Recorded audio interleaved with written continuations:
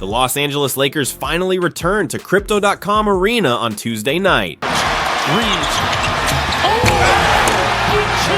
ending a road trip that left a mixed impression. The team closed it out with a 3-2 record. Respectable, but still highlighting areas where consistency and execution remain ongoing challenges. Regardless, the team comes home with momentum, eager fans, and a clearer sense of what needs to be tightened moving forward. Now attention shifts to a home matchup against the Utah Jazz, a team that continues to punch above expectations early in the season. The Jazz have built a reputation for starting strong before injuries, and roster shifts slow them down by spring, but right now, at this stage of the schedule, they're a fierce, high-effort opponent. The Lakers host the first matchup at home, then get a rare 5-day rest window before heading to Salt Lake City for Sunday's rematch. It's a small series, but one that may reveal critical insights into both franchises. Alex Kirschenbaum identifies the most pressing question: who will actually be able to contain Lauri Markkanen? LeBron James' status for Tuesday remains uncertain, which adds another layer of intrigue. Whether he plays or not, Utah is equipped to make life difficult for the Lakers. Markkanen is operating at an elite level.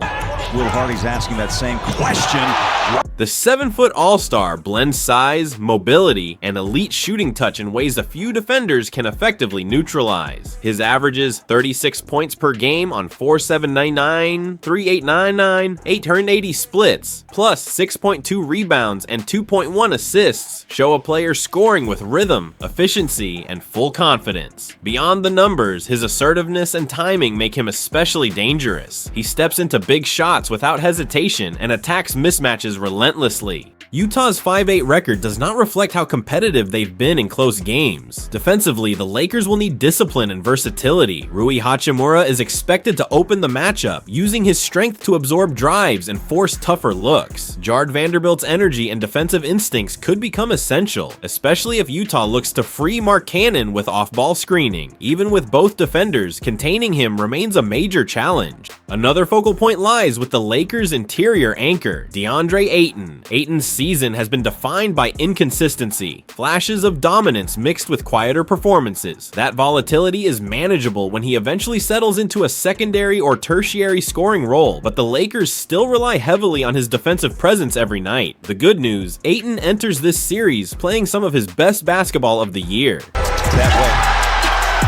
He closed the road trip with back-to-back 20 and 10 efforts, shooting a remarkable 79.2% from the field. When he plays with force, the Lakers look fundamentally different, more secure in pick-and-roll coverage, more active on the glass, and more dangerous in transition. The question is continuity. Utah plays with energy, length, and physicality. They love to test big men by pulling them away from the basket or forcing them into uncomfortable switches. Ayton's ability to control the paint could become one of the deciding factors of this mini-series. Patrick Warren sees the Lakers as clear favorites at home. They're facing a sub-500 Jazz squad, but Markkanen's recent surge, averaging over 40 points across his last 3 games, makes Utah a competitive threat. The Lakers should handle business after finishing the road trip strong, though Markkanen may keep things tighter than the 12.5-point spread. Prediction: Lakers 131, Jazz 124. Nelson Espinal notes that the Lakers have been reliable against opponents they are expected to beat. The offense continues flowing through Luka Doncic and Austin Reeves, both of whom are finding rhythm and balance. Espinal adds that if LeBron James returns to action, the margin could widen dramatically thanks to improved spacing and playmaking. Prediction: Lakers 121, Jazz 99. Alex Kirschenbaum offers the contrarian view. He highlights Utah's fearlessness, their scrappy identity, and the surprising athleticism emerging in their backcourt, especially from Keyonte George. Markkanen's mobility could stretch the Lakers thin defensively, particularly with matchups involving Rui Hachimura and Jared Vanderbilt. Kirschenbaum believes Utah could steal a narrow road win if they keep the pace quick and capitalize on turnovers. Prediction: Jazz 110, Lakers 105.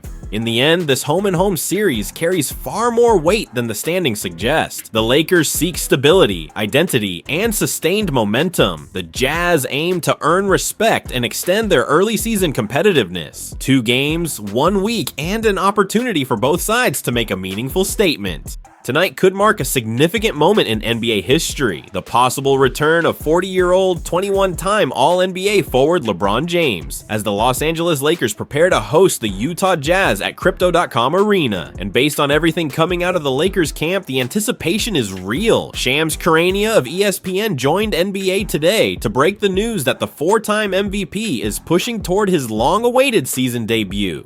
According to Charania, James is trying to launch what would officially become a record-breaking 23rd NBA season, something no player has ever achieved. During the broadcast, Charania detailed LeBron's approach. Malika, sources tell me LeBron James is targeting tonight for his season debut at home against the Utah Jazz. I'm told he intends to go through his full game day routine, his nap, his pregame floor work, everything he normally does, before a final decision is made. There are still a few steps he has to clear, but the expectation is that LeBron is eager to step on the court, possibly as soon as tonight.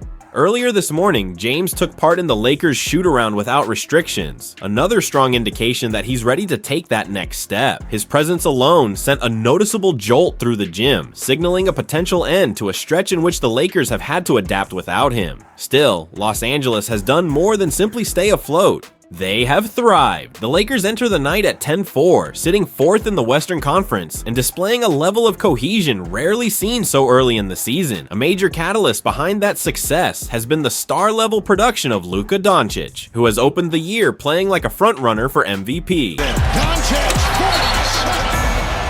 Through his first 10 games, Doncic is averaging 34.4 points with impressive efficiency, while also posting nearly 9 rebounds and 9 assists a game. His command of the offense has given the Lakers a steady anchor in James's absence. Austin Reeves has continued to elevate his game as well. It's the defense, the floater in the paint, it's good at the buzzer! Becoming a reliable secondary creator and showing more maturity as a playmaker. Meanwhile, the new additions, DeAndre Ayton, Jake LaRavia, and Marcus Smart have brought a mix of interior presence, defensive intensity, and versatility that has reshaped the Lakers' identity. The blend of youth, toughness, and veteran poise has been one of the early revelations of the season. Charania made it clear that the Lakers won't rush anything with James. He's motivated and ready to rejoin a team that's already playing at a high level, but they won't make a move that jeopardizes his long-term health. The goal, from LeBron's perspective, is to walk into Crypto.com Arena tonight with the intention of playing. James has been sidelined since the preseason with a sciatica issue impacting his right side and lower back, an injury the Lakers have treated with extreme caution. Considering his longevity and mileage, every step in his recovery has been closely monitored. Tonight could represent the end of that wait, or at least the closest he has been to returning all season.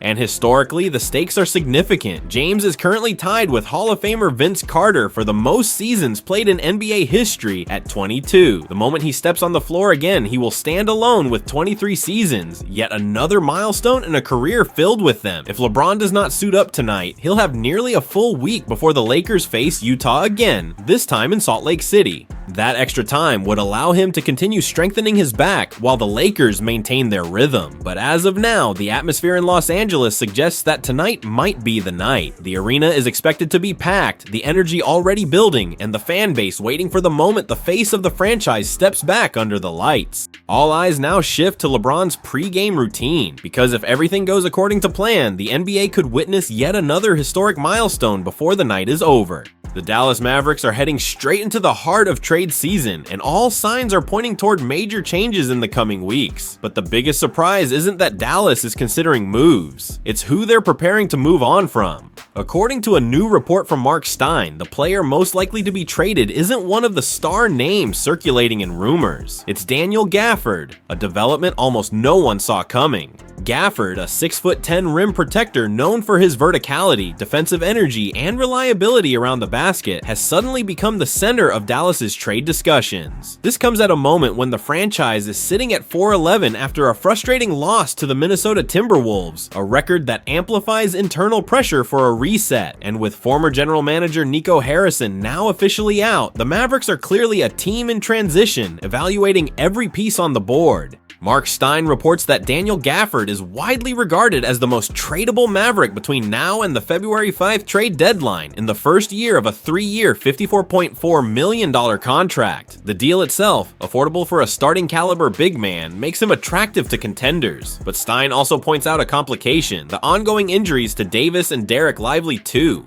Those setbacks have repeatedly left Dallas thin in the front court, and moving Gafford would only magnify that problem. What makes the situation even more surprising is how expectations shifted after Harrison's departure. Many around the league thought Davis would be the first player pushed onto the trade block once organizational changes began. Even Klay Thompson has been loosely mentioned in speculation. But the Mavericks' internal decision-making has landed in a different direction. And right now, the path seems to run straight through Gafford. Gafford appearing in trade rumors isn't shocking by itself. His summer contract barely avoided a 6-month trade restriction, creating a narrow window for Dallas to make a move during the season. But few expected him to become the top trade asset, especially so early. He's already been linked to several teams, including the Los Angeles Lakers, led by head coach JJ Redick, who have been quietly monitoring his situation. His blend of size, mobility, and contract value aligns perfectly with what multiple contenders seek at the deadline. But for Dallas fans, the shock comes from the belief that Gafford was essential to anchoring the defense, especially with instability around the front court, and that instability is real.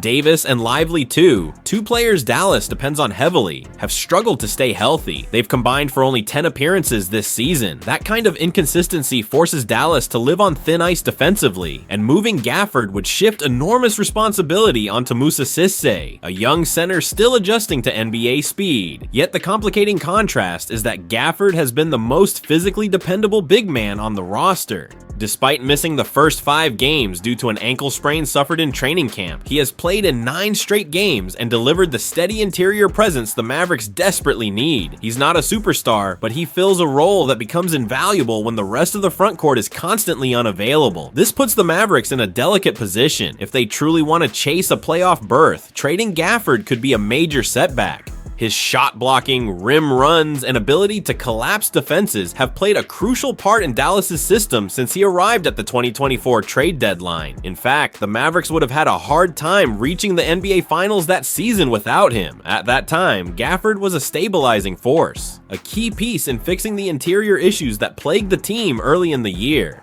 He delivered consistency, physicality, and an ability to finish at the rim that opened up space for the rest of the offense. But the landscape has changed. Dallas must now ask itself a pivotal question: is this roster worth investing in for the remainder of the season, or is it time to reset the timeline and prepare for the Cooper Flag era? If the Mavericks decide the current core isn't built to contend, Gafford becomes an easy asset to flip for future value. His contract is team-friendly, his skill set is in demand, and his availability only raises his market price. And with the trade deadline approaching, teams searching for playoff reinforcements will absolutely call Dallas about him. Everything remains on the table. Absolutely everything. The February 5 deadline will define whether Gafford finishes this season in Dallas or becomes one of the first major dominoes to fall in a new organizational direction. His nearly 2-year stint with the franchise could be approaching its final chapter, or Dallas could decide to keep him as the most durable piece of an unreliable front court. What's clear is this: Gafford was once a crucial part of Dallas's winning formula, but if the team chooses to reset the roster and fully launch the Cooper Flag era, expect Dallas to shop him aggressively across the league.